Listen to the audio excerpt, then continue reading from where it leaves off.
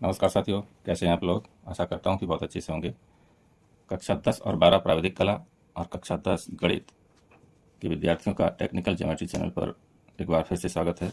इस वीडियो में हम कक्षा 10 के गणित के विद्यार्थियों के लिए एक प्रश्न लेकर आए हैं। प्रश्नावली 12.2 का 13वां प्रश्न है ये। प्रश्न कुछ इस तरह से है। एक गोल मेज पोस्ट पर 6 समान डिजाइन बने हुए हैं। यदि मेज पोस्ट की त्रिज्या 28 सेंटीमीटर हो तो ₹0.35 प्रति वर्ग सेंटीमीटर की दर से इन डिज़ाइनों को बनाने की लागत क्या होगी वो ज्ञात करना है। और √3 बराबर 1.7 का प्रयोग कीजिए, ऐसा निर्देशित किया गया है। तो देखिए, एक 28 सेंटीमीटर त्रिज्या का गोल मेज पोस्ट है, उस पर कुछ डिज़ाइन बना हुआ है। इस डिज़ाइन की लागत क्या आएगी वो पूछा गया है। देखिए, ये एक वृत्तखंड जैसा है, हम आपको दिखा देते हैं यहाँ पर। ये जो एक डिज़ाइन है एक वृत्तखंड है और इसका जो क्षेत्रफल है वो प्रति वर्ग सेंटीमीटर ₹0.35 का खर्च आता है एक डिज़ाइन पर, यानी प्रति वर्ग सेंटीमीटर पर। तो सबसे पहले हमको इनको क्षेत्रफल ज्ञात करना पड़ेगा पूरे का, फिर उस पर कितना खर्च आता है ₹0.35 के हिसाब से वो ज्ञात करना है। इसका क्षेत्रफल ज्ञात करने के लिए देखिए, ये जो त्रिज्यखंड है ABC मान लीजिए है, ये ABC, ये यहाँ पर D मान लेते हैं, ABDC जो त्रिज्यखंड है उसका क्षेत्रफल ज्ञात करने के लिए ज्ञात करेंगे और उसमें से त्रिभुज ABC का क्षेत्रफल घटा देंगे तो हमारा ये जो वृत्तखंड है BDC, इसका क्षेत्रफल हमको ज्ञात हो जाएगा। देखिए किस तरह से इसको करते हैं, लिखते हैं हल। देखिए यहाँ पर 28 है, 28 सेंटीमीटर, और ये भी 28 सेंटीमीटर है। ये AC और AB ये एक ही वृत्त की त्रिज्या है तो 28 सेंटीमीटर है, और यहाँ पर R हमारा है 28 सेंटीमीटर। और त्रिज्यखंड ज्ञात करने के लिए ये कोण का मान भी चाहिए इसका, तो इसका मान देखिए कितना होगा। थीटा बराबर, देखिए जब षटभुज बनता है तो केंद्र पर एक षटभुज कितना इसका कोण बनाता है वो ज्ञात करने के लिए 360 को 6 से भाग दे देते हैं, ये बराबर आएगा 60 अंश। तो यहाँ पर थीटा का मान 60 अंश होगा और √3 बराबर 1.7 लेना है हमको। तो ABDC त्रिज्यखंड का क्षेत्रफल ज्ञात करते हैं। त्रिज्यखंड ABDC बराबर, त्रिज्यखंड का फॉर्मूला एक बार लिख लेते हैं, θ/360 इंटू पाई r²। इसी में हम मान रख देंगे। थीटा का मान हमारा 60 अंश आया हुआ है, तो थीटा की जगह पर 60 अंश लिखेंगे, 60 लिखेंगे। ये होगा 60/360 इंटू पाई 22/7 ले लेना है, इंटू ये 28 सेंटीमीटर हमारा रेडियस है और r का स्क्वायर है, तो हम एक बार और 28 से इसमें गुणा कर देंगे। अब हम इसको हल कर लेते हैं। ये 0 से तो 0 कट जाएगा और 6 की टेबल से एक बार में तो 6 कट जाएगा और 6 बार में 36 कट जाएगा।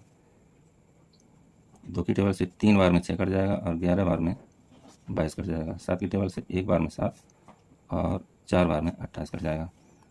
अब हमारे पास जो भी बच रहा है वो हम नीचे लिख लेंगे। बच रहा है 11 गुणा 28 और गुणा ये 4 और बटे में हमारे पास 3 बचा है ये। अब हम इसको हल करेंगे, गुणा करना पड़ेगा, अब कटने वाला कुछ है नहीं। तो गुणा करते हैं, 11 चौको 44 हो जाएगा। 28 को 44 से गुणा कर देते हैं। 4 × 32 की 2 हाथ से 3, 4 × 8 3 11, और इसी तरह से नीचे भी हो जाएगा। 2 3 2 1 1232/3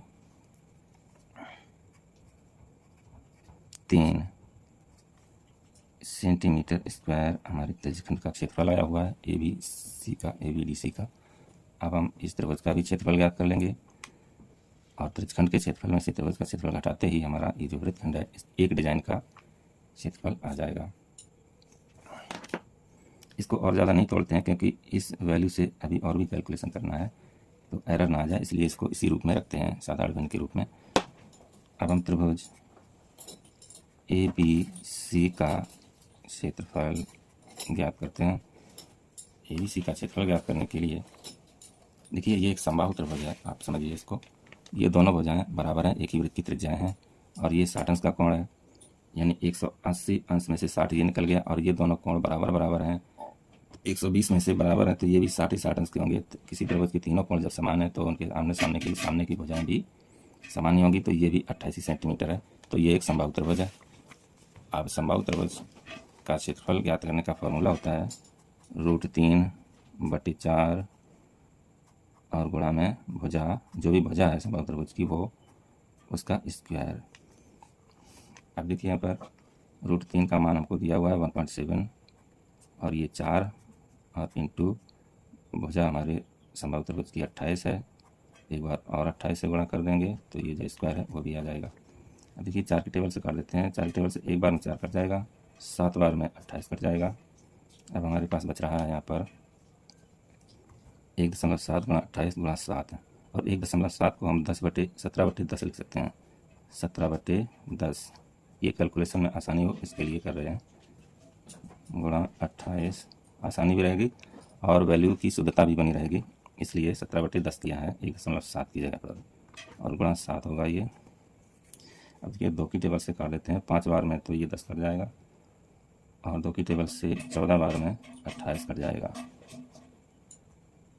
ठीक है, अब हमारे पास 17 गुणा 14 गुणा 7/5 ये बचा है, क्या बचा है 17 गुणा 14 गुणा 7/5 बचा है। अब हम इनका भी गुणा कर लेंगे। इसका गुणा करने के लिए 17 7 119 होता है, 119। अब इसी को हम 14 से गुणा कर देंगे, 14 9 होता है 126, पीछे हासिल 12, 14 14 और 12 कितना होता है 26 होता है, हासिल 2 रहेगा, 14 14 और 2 16 आएगा, ये 1666 आ जाएगा। 1666 ये 5 ये सेंटीमीटर स्क्वायर मेरा क्षेत्रफल है। तो अब हमने ये हमारे त्रिज्यखंड और त्रिभुज दोनों का क्षेत्रफल ज्ञात कर लिया है। अब हम इस एक डिज़ाइन का क्षेत्रफल ज्ञात कर सकते हैं। इस वाली का एक डिज़ाइन का क्षेत्रफल ज्ञात हो जाएगा तो 6 डिज़ाइन का क्षेत्रफल निकल के आ जाएगा, उसमें 6 से गुणा करके। तो हम एक डिज़ाइन का क्षेत्रफल ज्ञात करते हैं। एक डिज़ाइन का क्षेत्रफल, देखिए एक डिज़ाइन जो है यही एक वृत्तखंड है हमारा, उसके लिए हम पूरे त्रिज्यखंड में से इस त्रिभुज का क्षेत्रफल घटा देंगे। त्रिभुज का क्षेत्रफल हमारा यहाँ पे आया है और त्रिज्यखंड का क्षेत्रफल ये है 1232/3, 1232/3 ये त्रिज्यखंड का क्षेत्रफल है और माइनस 1666 आया हुआ है ये वाला, ये 1666/5, 1666/5 इन दोनों को हम घटा देंगे। देखिए नीचे छोटी छोटी संख्याएं हैं, इनको क्रॉस मल्टीप्लाई कर लेते हैं तो 5 का ऊपर गुणा करेंगे, नीचे भी गुणा कर लेंगे और एक भिन्न के रूप में ये आ जाएंगे। 5 दूनी 10 का 0 आएगा, 5 दिया 15 और एक 16 आ जाएगा यहाँ पर, और 5 दूनी 10 11 और 5 1 5 और एक 6 और माइनस हो जाएगा 3 18 8 हासिल 1 3 18 19 की 9 हासिल 1 3 18 19 की फिर से 9 आएगा यहाँ पर और 3 1 हासिल का ये 4 हो जाएंगे। 61 60 61 60 माइनस 4998 और बटे में हो जाएगा 5 दिया 15। अब हम इसको घटा करके एक डिज़ाइन का क्षेत्रफल ज्ञात करने की कोशिश करेंगे। देखिए 61 और 60 में से 49, 98 घटाना है। 10 में से 8 जाएगा, 2 बचेगा, और यहाँ पर 5 रह जाएगा। 15 में से 9 जाएगा, 6 बचेगा, और यहाँ पर 10 होगा, 10 में से 9 जाएगा, 1 बचेगा, और 5 में से 4 जाएगा, 1 बचेगा। 1162/15 आ रहा है हमारा।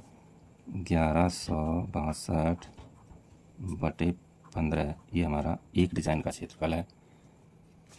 अब हमको 6 डिज़ाइन का क्षेत्रफल चाहिए।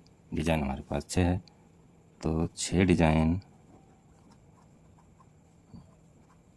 का क्षेत्रफल बराबर हो जाएगा कि इसी एक डिज़ाइन के क्षेत्रफल में हम 6 से गुणा कर देंगे। तो एक डिज़ाइन का क्षेत्रफल हमारा है 1162/15, और इसी को हम 6 से मल्टीप्लाई कर देंगे। तो 6 से मल्टीप्लाई करने के लिए ये 3 से कट जाएगा 5 बार में। 3 25 15 और 3 दूनी 6। अब हम 2 से गुणा कर लेंगे इसको। 2 दूनी 4 होता है, और 2 छक 12 की 2 आएगी, और 2 एकम 2 3 आ जाएगा। 2 एकम 2 30 और 24/5 ये सेंटीमीटर स्क्वायर हमारा 6 की 6 जो कुल डिज़ाइंस हैं उनका क्षेत्रफल है। हम इसको भाग दे करके दशमलव में निकाल लेंगे, क्योंकि अब हमारा आंसर आने वाला है। देखिए, इसको भाग दे करके 5 का भाग देंगे। 5 चौको 20, 3 बचेगा, 32 हो गया। 5 छक्का 30 हो जाएगा, 2 बचेगा, 24 हो गया। 5 चौको 20 होगा, दशमलव आ जाएगा, 5 8 40 हो जाएगा। ये सेंटीमीटर स्क्वायर में है, क्षेत्रफल है। देखिए, अब हमारे पास 6 के 6 डिज़ाइन का क्षेत्रफल आ गया है सेंटीमीटर स्क्वायर में। अब हम 6 डिज़ाइन का खर्च जो है वो निकाल लेंगे। 6 डिज़ाइन का